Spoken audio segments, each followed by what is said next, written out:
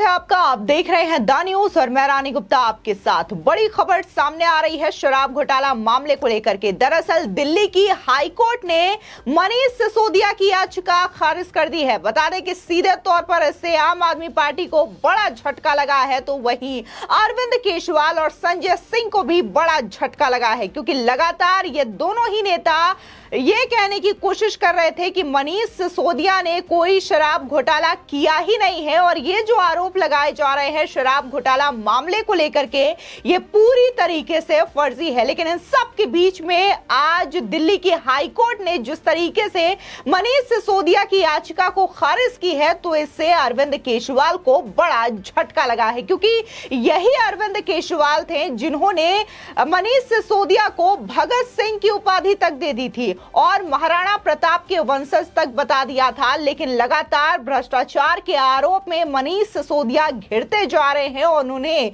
जमानत तक इस मामले में नहीं मिल पा रही है। इसके बावजूद आम आदमी पार्टी के नेताओं के द्वारा यही कहा जाता है कि यह पूरा का पूरा शराब घोटाला पूरी तरीके से झूठा है, यानी कि आम आदमी पार्टी अरविंद केजरीवाल एक अपनी अलग ही जांच कमेटी यहां पर बनाते हैं और अपना एक अलग यहां पर दावा प्रस्तुत करते हैं। लेकिन जिस तरीके से जो हाई कोर्ट के जज हैं दिनेश कुमार शर्मा, उन्होंने बाकायदा ये कहा है कि कैसे मनीष सिसोदिया पर संगीन आरोप है और ये अगर बाहर जाते ही इन्हें जमानत दी जाती है तो ये सबूतों के साथ साथ गवाहों को प्रभावित कर सकते हैं। इसी के साथ ही इस दौरान जस्टिस ने यह भी कहा कि कैसे साउथ लॉबी के इशारे पर बाकायदा शराब नीति जो कि दिल्ली में लॉन्च की गई थी, नई शराब नीति उसे बनाई गई थी और कहीं ना कहीं इसका जो पूरा कवायद था वो साउथ लॉबी को फायदा पहुंचाने का था और इसी वजह से इसका गठन किया था, ये जस्टिस ने अपनी टिप्पणी में कही है।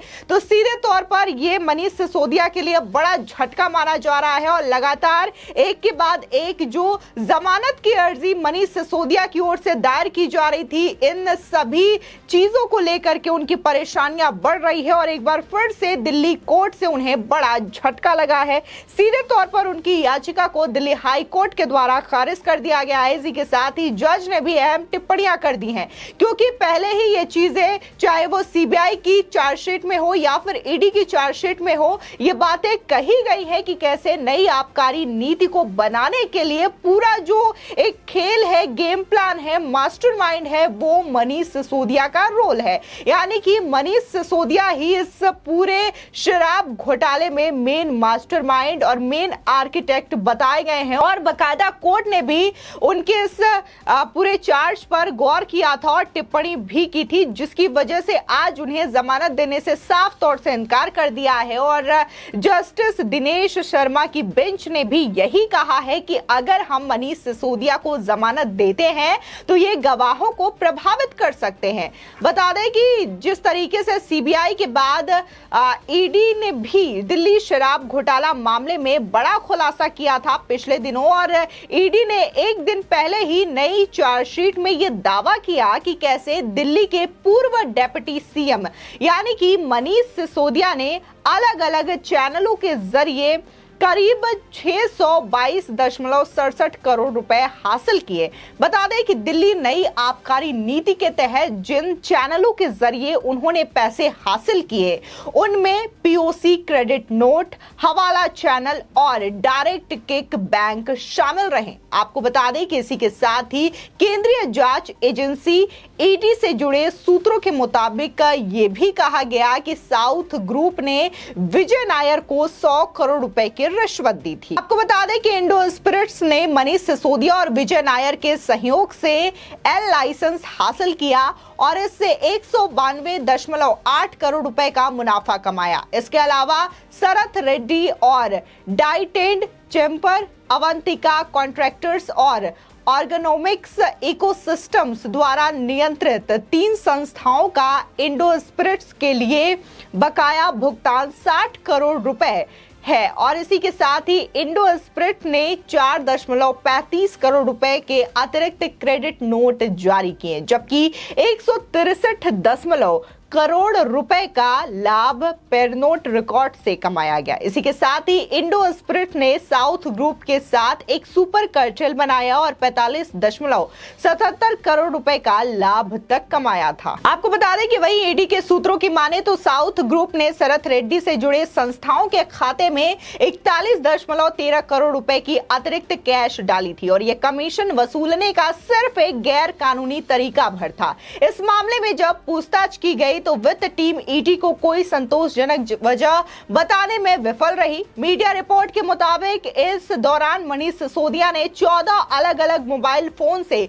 43 सिम कार्ड का इस्तेमाल किया। इतना ही नहीं, पूर्व डिप्टी सीएम ने जांच में बाधा डालने और सारे सबूत तक मिटा दिए। दरअसल सीएम अरविंद केजरीवाल सरकार ने 17 नवंबर 2021 को नई आबकारी नीति दिल्ली में लागू की थी। भ्रष्टाचार का आरोप जोर पकड़ने और काफी शोर शराबे के बाद सितंबर 2022 में दिल्ली सरकार यानी कि केजरीवाल सरकार के द्वारा ये नई शराब नीति को रद्द कर दिया जाता है और शराब नीति रद्द होने के बाद भी ईडी और सीबीआई की जांच जारी रही, जिसके बाद सीबीआई ने इस मामले में मनीष सिसोदिया को 24 फरवरी को गिरफ्तार किया। उसके बाद से वो तिहाड़ जेल में बंद है और लगातार एक के बाद एक जमानत के लिए अपील तो दायर कर रहे हैं, लेकिन कोर्ट के द्वारा उनकी जमानत याचिका को खारिज कर दी जा रही है। और यह भी कहा जा रहा है कि कैसे मनीष सिसोदिया ने इस पूरे शराब घोटाले में मेन किरदार निभाया है, मेन आर्किटेक्ट का रोल निभाया है।